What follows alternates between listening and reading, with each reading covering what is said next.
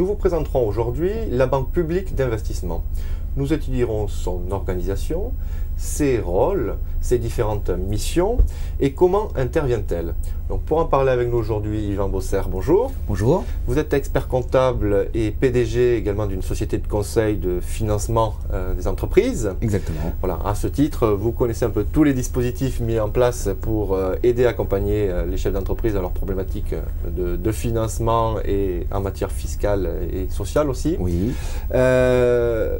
Premier point, nous allons parler de la BPI. Est-ce que vous pouvez nous présenter la nouvelle BPI et effectivement, comment est-elle organisée? Alors, la BPI, c'est quelque chose de tout récent.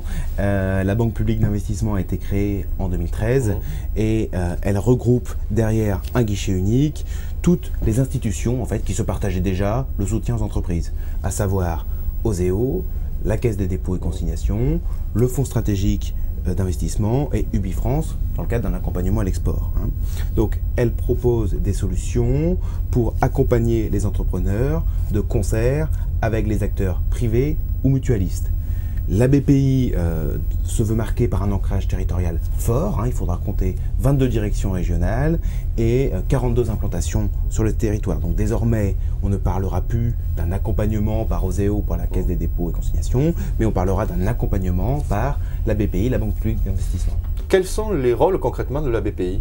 Alors, la BPI propose des solutions de financement adaptées à chaque étape de la vie de l'entreprise. Alors, c'est en théorie, puisqu'on a relativement peu de recul sur cette nouvelle BPI. Donc, elle apportera son aide aux entreprises dans leurs premiers besoins d'investissement, en amorçage, en garantie, sous forme de prêts ou d'aide et de subventions. Ensuite, elle a pour mission de soutenir la croissance des PME partout en France. Donc là, elle interviendra en capital risque, en capital développement, sous forme de garantie ou en cofinancement de projets. Elle doit également contribuer au renforcement des ETI.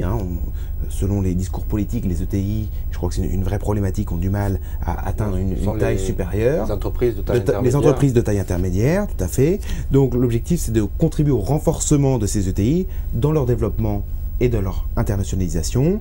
Et enfin, la Banque publique d'investissement doit participer au rayonnement des grandes entreprises et à la stabilisation de leur capital. Alors justement, est-ce qu'elle intervient seule ou elle intervient également avec des acteurs privés? Alors, la BPI va intervenir seule, mais elle va également intervenir en partenariat avec les acteurs privés, en financement, donc là on parlera de crédit, comme en investissement, où elle va prendre des participations au capital. Donc l'objectif, c'est de renforcer la capacité d'investissement des entreprises tout au long de leur cycle de vie. Donc on a bien compris ses rôles, mais quels sont concrètement ses métiers?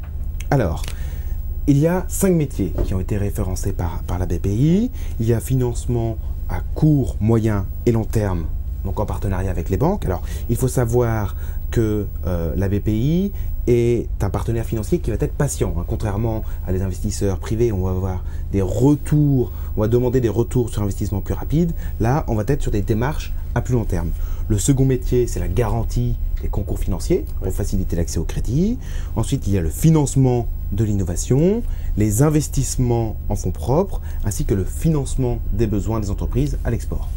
Alors, qui peut s'adresser à la BPI? Quelles sont les entreprises et les secteurs qui sont visés?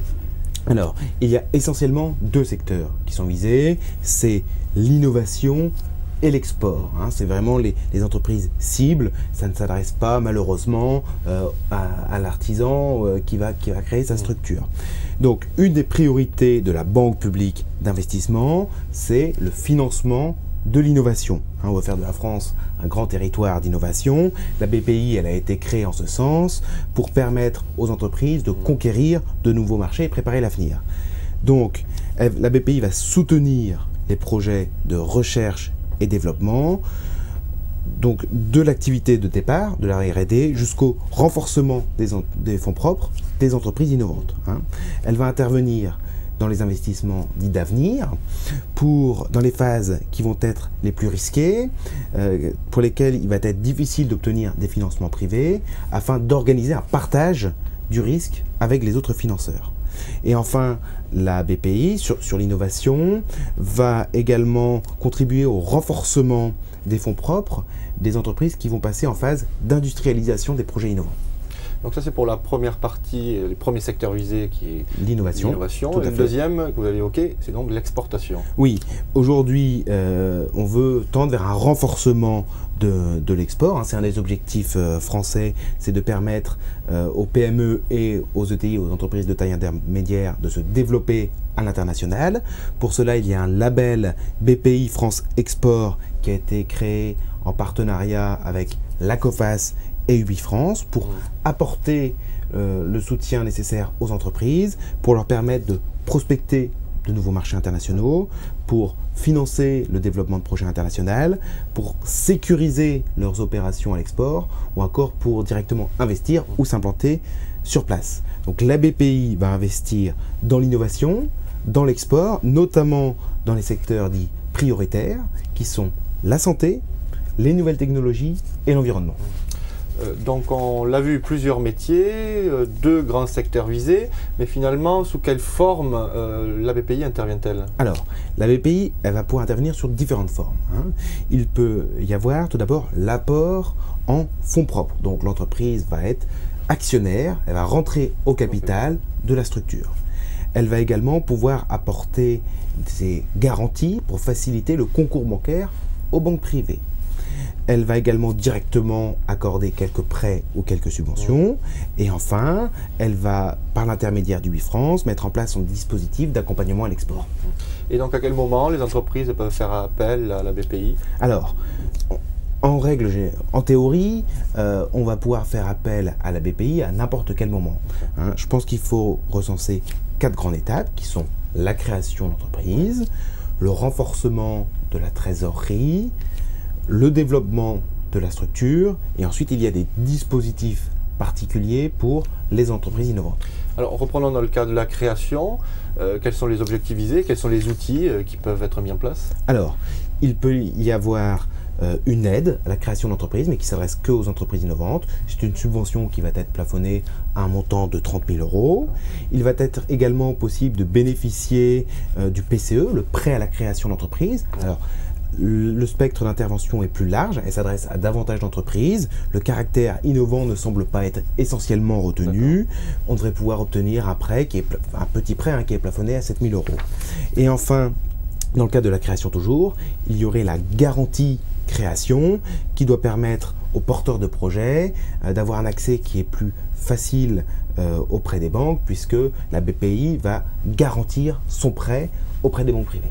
Vous avez évoqué un autre point qui est le financement de la trésorerie. Donc là, de la même façon, quels sont les outils qui peuvent être mis en place? Alors, rapidement, parce qu'il y a beaucoup d'outils qui sont mis en place, donc on va vraiment voir les outils essentiels que les entrepreneurs vont pouvoir mobiliser.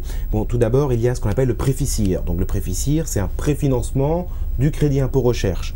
Ça s'adresse aux entreprises qui sont créées depuis plus de 3 ans et qui ont bénéficié du crédit impôt recherche. Sous deux formes, soit la BPI va faire une avance de trésorerie du montant du crédit impôt recherche, soit elle va apporter des garanties aux banques pour que les entreprises puissent financer, mais avec le recours aux banques, leur crédit impôt recherche qu'elles percevront l'année suivante.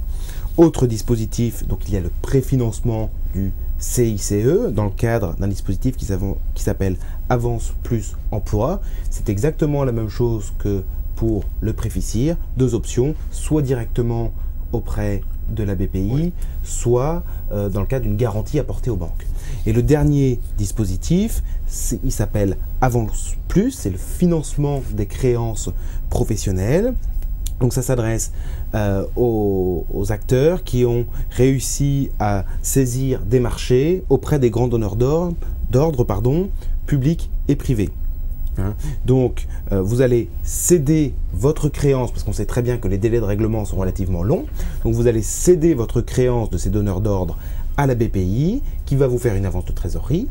Et c'est la BPI qui va gérer le remboursement de l'avance directement avec les donneurs d'ordre. Ça va fonctionner comme un facteur. Tout à fait, exactement.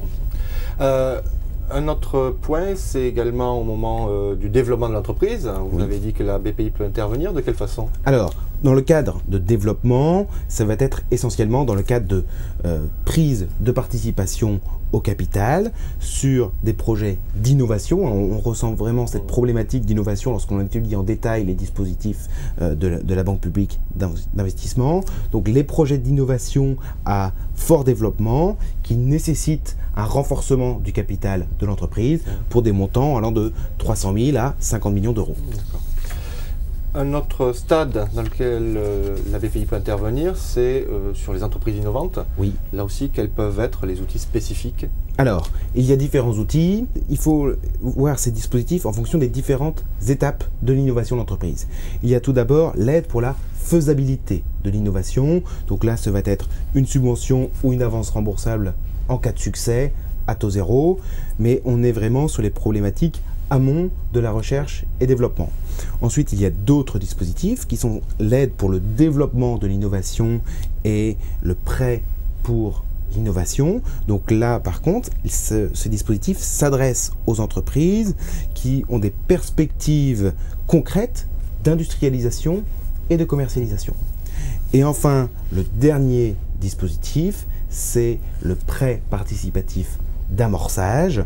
Donc c'est un prêt qui va être compris entre 50 000 et 75 000 euros pour permettre aux jeunes entreprises de faciliter leur première levée de fonds tout en leur permettant de finaliser leur programme d'innovation. Yvan Bosser, merci pour toutes ces explications et cette présentation. Merci.